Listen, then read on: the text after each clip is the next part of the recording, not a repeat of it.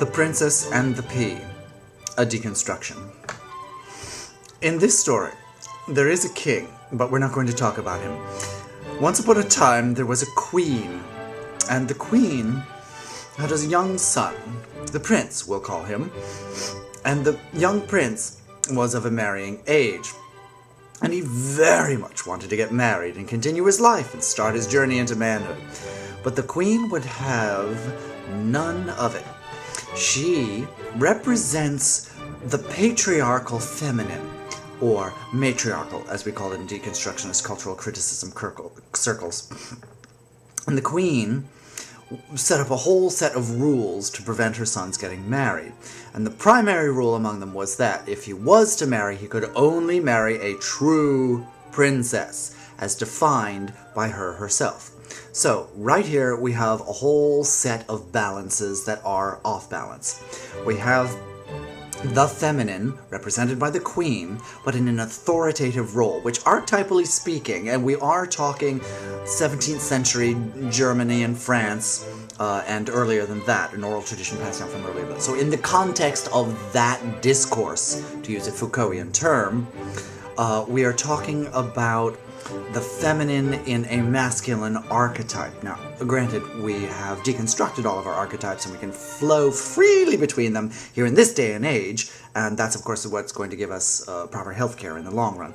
But we're talking about older archetypes, foundational archetypes upon which Western society was built. So in order to understand our freedoms now and our confusions now, we're going to go back.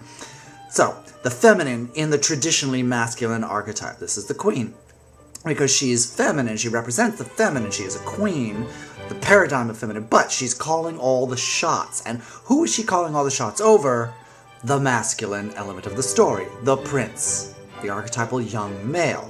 So it is at a stage of life, from youth until young adulthood, that the masculine is effeminized. It's in an effeminized position archetypally because it has not accessed its own authority being associated with patriarchal coming of age, patriarchal identity of the masculine with its own power. So the feminine is in power over the masculine in this sense. It's sort of out of balance, but it's natural in this sense because the feminine raises the masculine, which at the certain level is as appropriate. But this story examines the breaking point and the change in that balance. So the queen's in charge of the prince and sets up all these rules. And rule number one for a wife is that she has to be a pure princess, okay? Like absolutely pure as the driven snow, absolute princess. And how do you tell a real princess? Well, you test them. And she had all sorts of tests. She had to pee in a geranium, and if the geranium turned a certain shade of pink, it was a true princess. Something like this. Well, they went through hundreds of women applied, and some of them were actually real princesses, but they weren't all that pure. Like there was a Tudor princess came over from England and applied, but of course she was cancelled out because the Tudors took their crown and their authority in the War of the Roses. And if it had been, I suspect, a Plantagenet princess, it might have been acceptable to the queen because she would have been a true princess from much longer lineage, God giving the crown to the king, as opposed to the king having taken the crown from the previous king, which is the War of the Roses. So, a Tudor princess, out. Elizabeth, not marrying this particular prince. But who cares? She ruled her own country. So, queen testing these princesses failing, out, gone, prince is still single. He's getting very frustrated. Searches far and wide over all the kingdom, looking for all these princesses, brings them all home, queen tests them, out, nothing.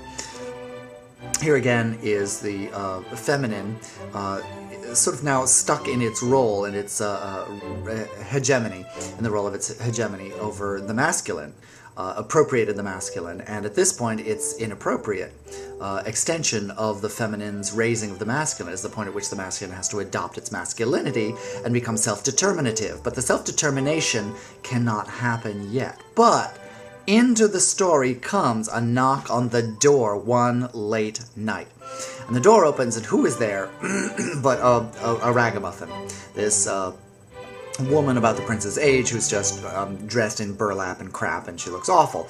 And she comes in and she says, well, I'm here to apply for the position of marrying your son, the prince. And the prince is like, wow, she looks kind of foxy and different, because she's like different, he's appreciates the masculine, looking for its exodus from under the authority of the feminine, is looking at the wild feminine as a potential counterpart, and therefore a door to freedom.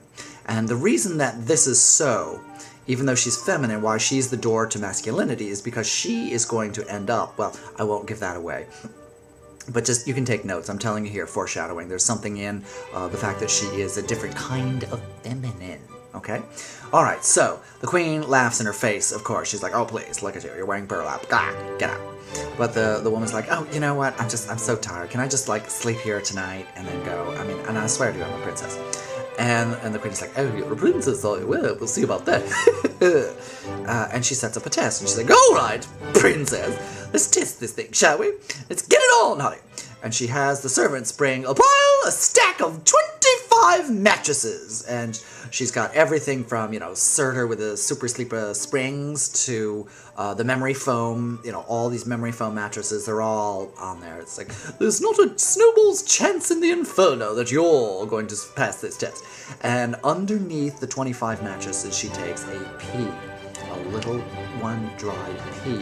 She slips it under the bottom mattress.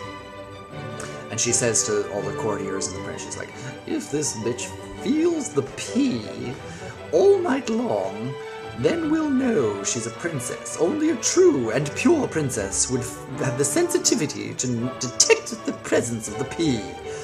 This harlot, however, is going to trollop her way through the night and she'll never know a thing. Blah, blah, blah.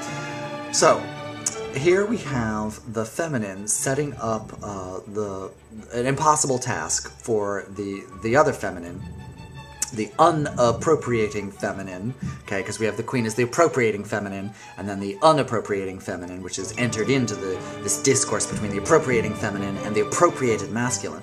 The appropriated masculine looking to become the unappropriated masculine. In fact, the appropriating masculine, according to the old archetypes, masculine now is plenty fine wearing Birkenstocks and, chilling out while the woman does all the work and he raises the kids at home. But back then, we're talking about the tradition role of the masculine, which was the appropriating. Of course, he would be the appropriator, the one who goes out and is the breadwinner for the feminine, protects the feminine, etc., etc. The P, of course, is the representation of nature, okay? That the feminine in balance, the feminine who's going to balance the appropriated masculine and then balance it into the appropriating masculine, is going to accomplish this through a sensitivity to nature, which, as we all know, the feminine represented by Gaia, one of the oldest gods, Gaia, the Earth Mother, would have a natural affinity, if it's an imbalanced feminine, would have a natural affinity with nature. So the detection is, does the true princess, i.e. the true feminine, the unappropriating feminine, have an identification with nature by dissensing the P? And it's an interesting thing to note that a feminine is associated with nature, whereas the appropriating feminine that is out of balance, the queen, is the manipulator of the false. The mattresses, of course, representing the false and the structures of mankind and the structures of illusion and falsehood, the illusory world created by the out of balance. This can be evidenced today in the use of petrochemicals. So the princess goes to bed, and then the next morning she comes in to the courtroom, and the queen's like, well, how was your sleep? Won't be long now. And the princess is like, I didn't sleep a damn! Ow! That bed was awful! What did you put in there? Knives? Dang! Girl, I'm black and blue from some kind of rock, some like boulder. And the princess is like, oh, goody, goody, goody! She felt the pee! And the queen is completely crushed. She's like, oh, well, the rule is the rule. Damn you. And the prince marries the princess. And off they go. And he establishes his own kingdom. He gets his own castle, blah, blah, blah. He becomes, the balance shifts. The appropriating female is no longer appropriating his masculinity. And his masculinity can now walk free, hand in hand with the unappropriated feminine. Okay? And so he's in balance with the feminine, he's in balance with nature, and now the full expression of his masculinity is unfettered. Then there are those of us who do that all inside. And if you want to experience that, if you're a man, just slip on a pair of pantyhose. Just saying, it's really good for you. You'll be able to sense all kind of peas.